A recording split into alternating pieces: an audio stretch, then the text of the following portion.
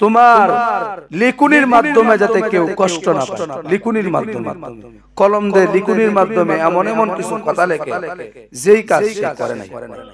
এমন হয়েছে একটা মিথ্যা মামলা দিয়ে দিয়েছে, লিকুনি না, এটাও একটা ডাকাতি। এটা যারা করে এরা হইছে মানে মিথ্যা তহমত দেনেওয়ালা, নতুন নতুন মিথ্যা আবিষ্কার করে। এই কাজ সে করে নাই, এই কাজ তার উপর চাপায় দিয়েছে।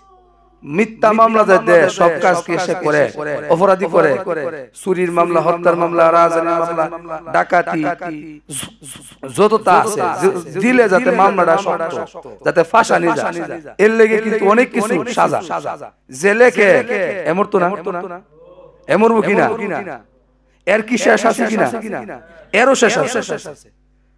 এই যে সাজাইতেছে, লিখতেছে, আল্লাহ বলেন যে আমি দুনিয়ার সবার চোখে ফাঁকি দিতে পারো, কিন্তু আল্লাহর চোখে ফাঁকি দেওয়া সম্ভব না। একজন স্ত্রী যখন তার স্বামীর বিরুদ্ধে মামলা করে, স্বামীও সে এমন একটা কষ্টের মধ্যে পড়ে যায়, সে বলে যারে আমি আপন গ্রহণ করলাম সেও আমার বিরুদ্ধে চলে গেছে।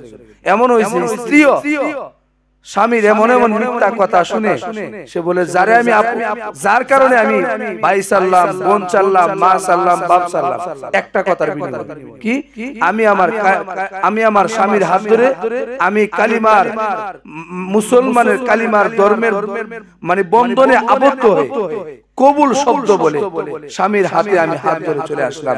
চারলাম আপন মা, চারলাম আপন বাপ, চারলাম আপন ভাই, চারলাম আপন আত্মীয় স্বজন, চারলাম জন্মস্থান, চাইরে একটা মানুষের, অপরিচিত মানুষের হাত ধরে অপরিচিত বাড়িতে চলে আসলাম।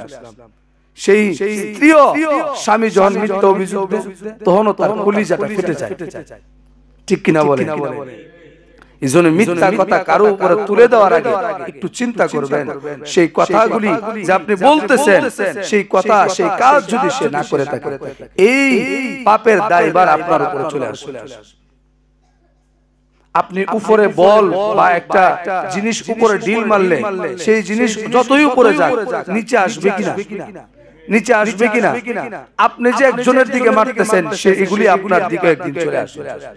আপনি অপেক্ষা করেন, আপনি আজকে ক্ষমতার বলে করতেছেন, আপনি অপেক্ষা করেন মিথ্যা তহমত, কষ্ট, যা কিছু এইগুলি আবার আপনার দিকে ফিরে আসবে, তখন আর আপনি আটকাইতে পারবেন না, বন্ধ করতে পারবেন না।